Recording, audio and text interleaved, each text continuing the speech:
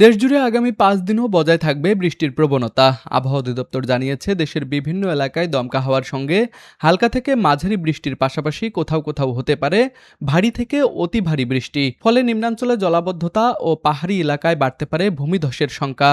আবহাওয়া অধিদপ্তরের সর্বশেষ ১২০ ঘন্টার পূর্বাভাসে বলা হয়েছে, মৌসুমি বায়ু বাংলাদেশের উপর মোটামুটি সক্রিয় রয়েছে। এর প্রভাবে ৭ থেকে ১১ আগস্ট পর্যন্ত দেশের বিভিন্ন বিভাগে দফায় দফায় বৃষ্টি ও বজ্রসহ বৃষ্টির সম্ভাবনা রয়েছে। রংপুর, ময়মনসিংহ, সিলেট ও চট্টগ্রাম বিভাগে সবচেয়ে বেশি বৃষ্টিপাত হতে পারে। এছাড়াও ঢাকা, রাজশাহী, খুলনা ও বরিশাল বিভাগের অনেক এলাকাতে বৃষ্টির সম্ভাবনা রয়েছে। কোথাও কোথাও মাঝারি থেকে ভারী বর্ষণ হতে পারে। এ সময় দিনের তাপমাত্রা কিছুটা বাড়লেও রাতের তাপমাত্রায় বড় ধরনের পরিবর্তন হবে না বলে জানিয়েছে আবহাওয়া অফিস। আবহাওয়া অধিদপ্তর আরও জানিয়েছে, আগামী ৫ দিনের পর দেশে বৃষ্টিপাতের প্রবণতা আরও বাড়তে পারে।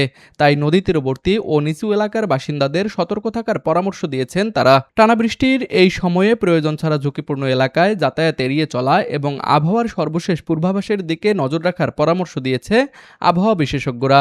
তুষার আচার্য, ডেস্ক রিপোর্ট, আরসিটিভি।